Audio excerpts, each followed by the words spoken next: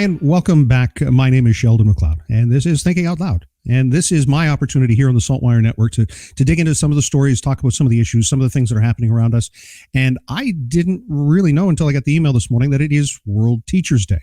The Nova Scotia Teachers Union has put out a tweet, extremely proud to represent Nova Scotia's 9,300 public school teachers and specialists who dedicate each and every day to making a difference in the lives their students.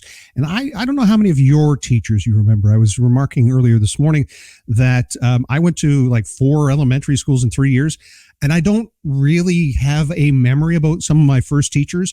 And I think it's probably because of, well, life, moving around, trying to, adapt to a new school and a new community and a new city in some cases. But there was also this statement that was released, teachers organizations concerned about challenges facing teachers, again, because it is World Teachers Day. And this is the Council of Atlantic Provinces and Territorial Teachers Associations organizations. It's a big, long name, lots of initials there. And they've been meeting this week. They want to talk about it. And the theme this year for World Teachers Day is the answer begins with teachers. And I want to find out some of these challenges, and I want to hear from Ryan Lutes. He's the president of the Nova Scotia Teachers Union. And Ryan Lutes, it's a pleasure to see you and speak with you again. Thank you. Yeah, thanks, Sheldon. I appreciate the opportunity.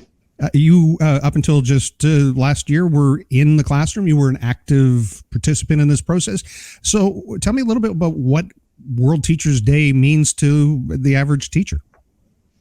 Yeah, I mean, I think it's a day that we've kind of formally recognized the impact that teachers have on kids and on society. And, teachers know that, like they know in their heart of hearts every day they're going in to ultimately make a difference. And so it's always nice when kind of society also recognizes that as well. And I know that they do, but it kind of formalizes that. And it's a day to really think about, like you said, the teachers that you had in your life and how they impacted you. I know on a lot of days I get the opportunity to meet teachers and see in their classrooms, and it's an opportunity not everyone who's not in a school gets to have. And so I kind of relish those opportunities, because what teachers are doing today is just that, the classrooms are very different than they were 30, 20, even 10 years ago. And the amazing things that teachers are doing every day with kids is just phenomenal to see. Now, one of the challenges, obviously, is that we've all lived through and gone through the pandemic together, and that has created some challenges with things like, learning remotely, which I know we continue to hear from Dr. Robert Strang, and I'm pretty sure when he's saying that it's important for kids to be in school, that there are other harms to lockdowns, that he's talking about losing peer groups, losing that place in society when you're on a computer and you're not necessarily reacting to each other in real time.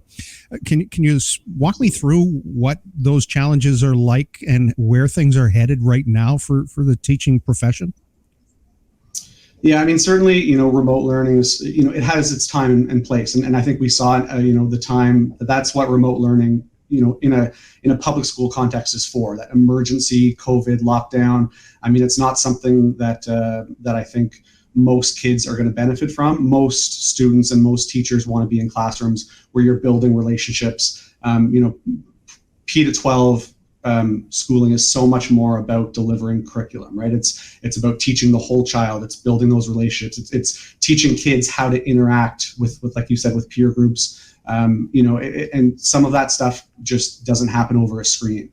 And so, certainly, most teachers want to be in front of their kids in person, safely and with more supports. And that's really what some of the challenges that we're talking about is, we have a significant teaching shortage in this province and across the country. And that was a major theme with the group of leaders that we met with, is that every jurisdiction is really struggling with that. How do we get people to want to be teachers, and how do we ignite their passion? I think a lot of people have a passion for learning, but how do we kind of take that and transform it to a passion for teaching and get kids to want to be teachers? And right now it's a challenge. And so there's no easy answer, but it's something that we really need governments to look at and start developing a long-term solution, with some short-term things as well. But it's something that if we don't really think about and all stakeholders put their minds to, we're going to be in a hard time. And if this keeps kind of getting worse and worse over the next number of years. It's at least a decade since my children are out of that school environment, and as young adults now, they're obviously, looking towards maybe at someday having kids of their own, and then I'll probably have more of an opportunity to be invested again in the school, in the elementary school system.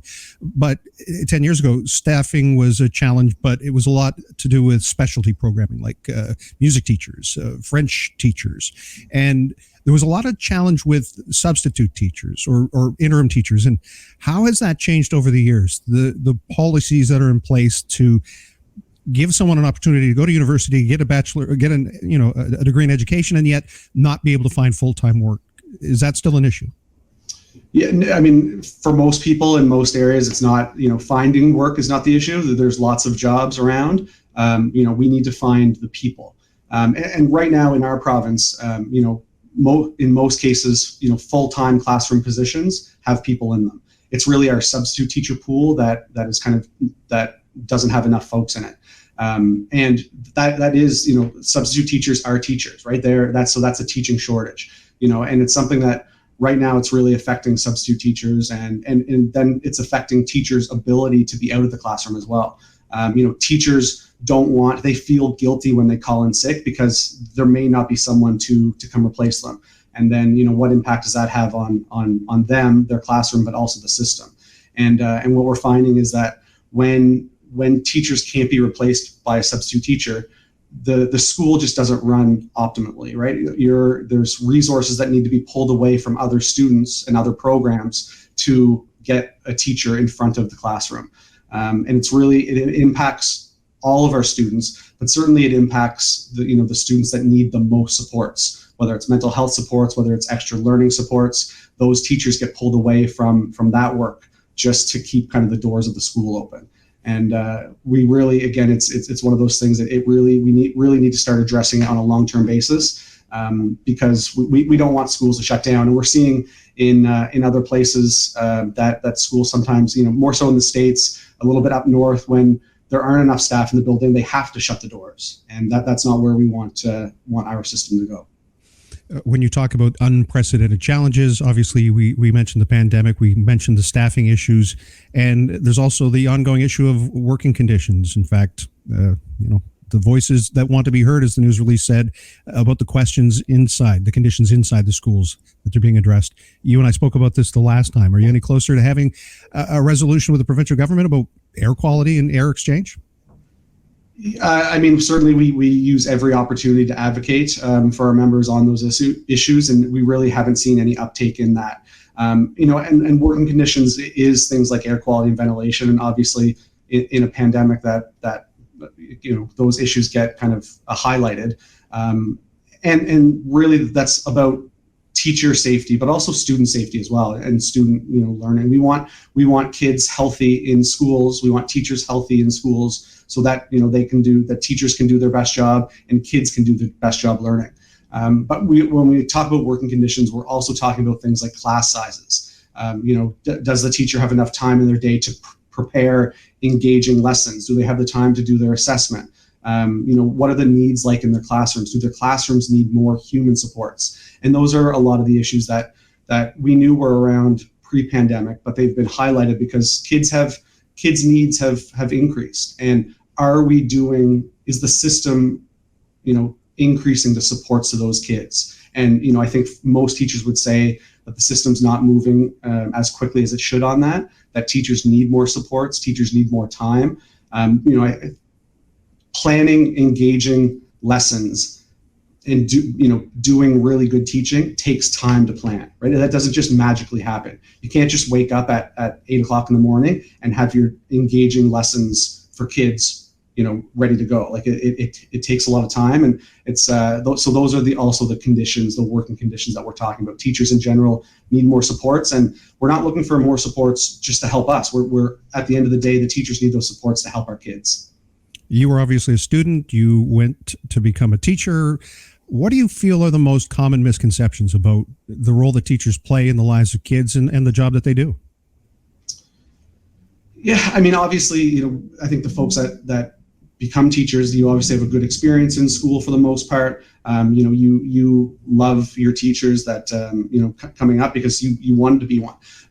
My view of teachers obviously being one, but being a parent, I have a 5 and a 7-year-old, and so I know the parents of our kids love teachers, because my kids come home every day saying how much they love their teacher. It's I think really hard as a parent to not just love your teachers, right? Your teachers are taking care of your kids for 8 hours a day. My kids' teachers see my kids more than I do, certainly on the school days. And so just the elevation of the profession for me personally has really just increased as I've become a parent. And so, I think one of the misconceptions, like you said, some people that maybe aren't in the system just think teaching's a 9 to 3 job, and they get the weekends and the evenings off, and they get their summers off. But it's a lot of work that goes into planning, really engaging, changing how the curriculum is. Like we're talking about a lot of big issues right now. Truth and reconciliation is something that is going to happen in our classrooms. So getting your minds wrapped around that and planning lessons around that and teaching these concepts to our kids takes a lot of time. And that's something that if you're not in the classroom, I don't think you really have an appreciation for. But it requires a lot of time to make sure that our kids are ultimately getting what they need. A few things have changed a lot in the last number of years, including gender diversity, and we see this terminology being used, critical race theory. It, for the most part, feels like it's more of an American or a U.S. thing. But I do know that there are political movements in Canada who are trying to make this an issue, saying that teachers somehow are to blame for some things, some mindsets, some of the things that are happening in the classroom. And I'm curious if you have any thoughts or reactions to that kind of narrative that, teachers are somehow a part of a problem somewhere for some folks. Yeah, I think that's, we've seen kind of misinformation, and we've seen kind of the rise in kind of some alt-right movements. And so I think a lot of that, what you talked about is in those kind of fringe political groups. At the end of the day, teachers, their job is to create inclusive environments where every kid feels safe. And teachers in Nova Scotia and in Canada are doing an exceptional job of that.